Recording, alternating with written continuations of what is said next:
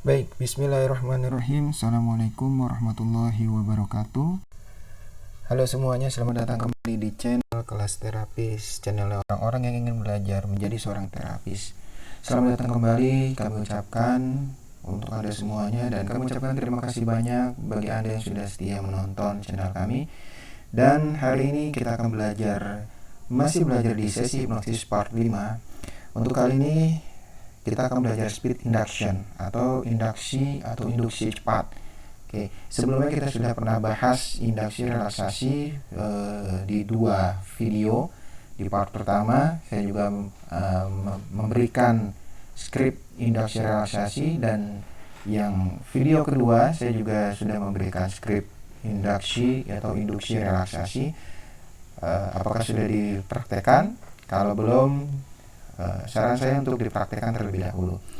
Jika Anda sudah praktekkan dan Anda mengalami kesulitan, silakan tuliskan di kolom komentar, maka kami akan menjawab semua permasalahan-permasalahan Anda yang ada di kolom komentar.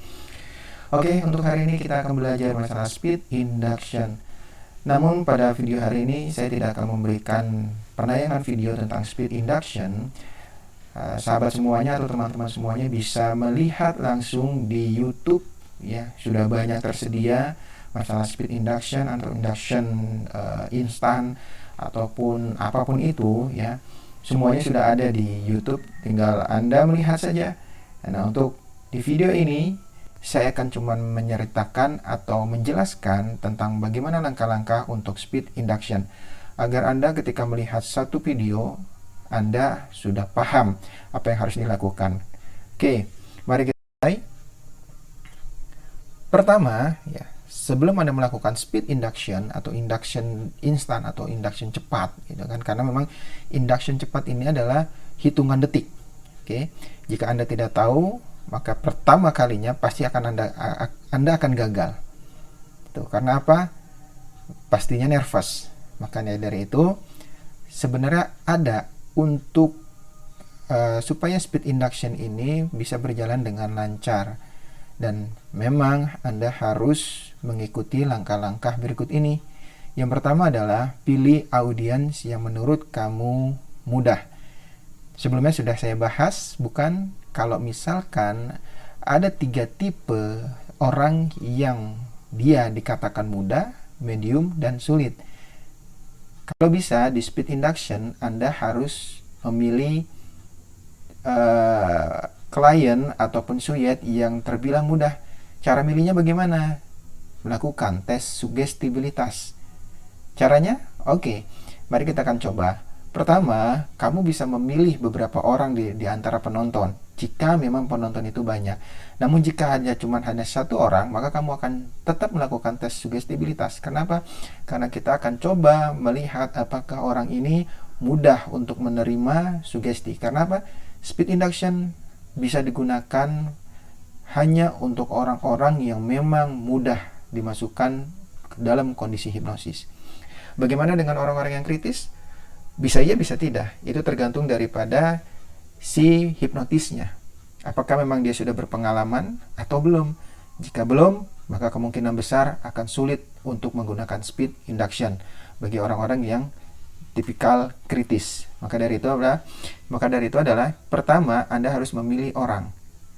Pilihlah beberapa orang yang memang ingin Anda ajak bermain hipnosis. Nah, ketika misalkan ada 5 orang, pilih 2-3 orang, ya. Ketika 3 orang itu disuruh maju ke depan dan Anda suruh duduk orang itu di hadapan Anda, dan inilah ada beberapa teknik. Sebenarnya tekniknya itu banyak sekali untuk tes sugestibilitas. Namun, untuk di video ini kami akan memberikan 2 teknik yang memang ini sering digunakan. Teknik finger test dan hand clap method atau metode hand clap. Maksudnya gimana? Finger test adalah sebagai contoh gini. Anda bisa menyuruh orang yang ada di depan Anda, ya, yang sudah Anda pilih di 3 orang itu, maka buat mereka tangannya seperti pistol, ya, menempel satu sama lain.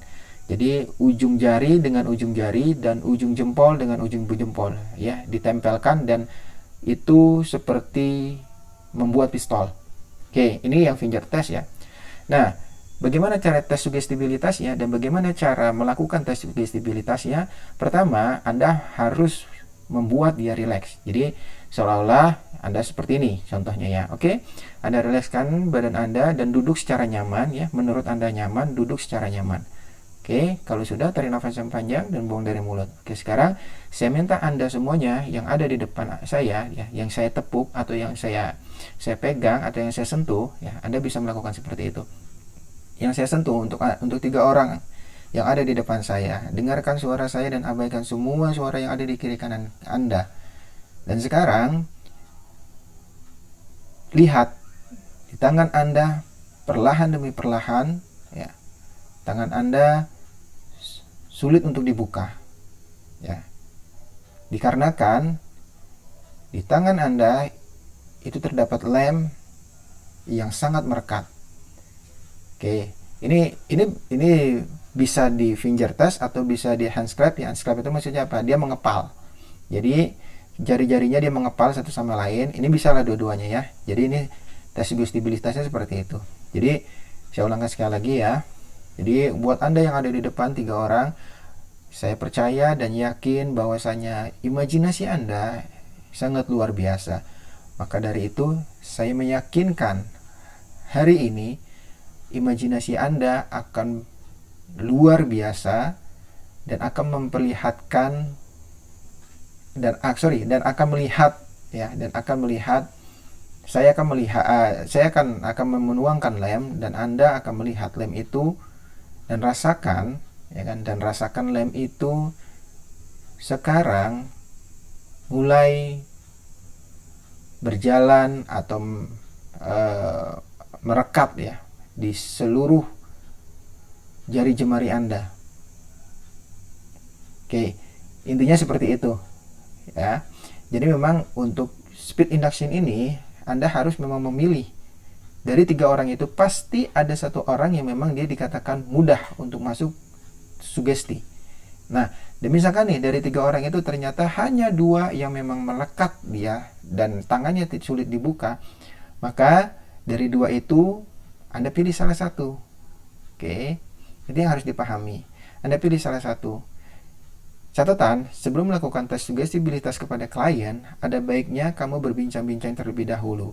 Hari ini agar Anda tahu tipe belajar seperti apa yang disukai, audio, visual, atau kinestetik. Maka dari itu, saya menyarankan kepada Anda yang pemula, jangan sekali-sekali memainkan speed induction tanpa harus tes sugestibilitas. Kenapa? Kalau untuk pemula bermain speed induction tidak menggunakan tes sugestibilitas, maka kemungkinan besar akan gagal. Namun bagi orang yang memang sudah jam terbangnya tinggi, tidak melakukan tes sugestibilitas pun dia akan peka. Itu yang pernah terjadi.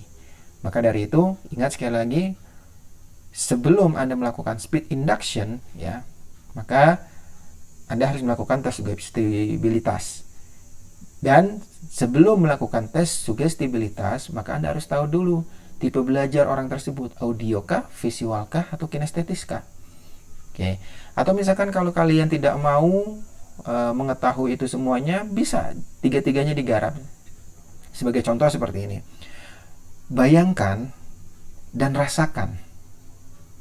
Saya mengucurkan atau menumpahkan lem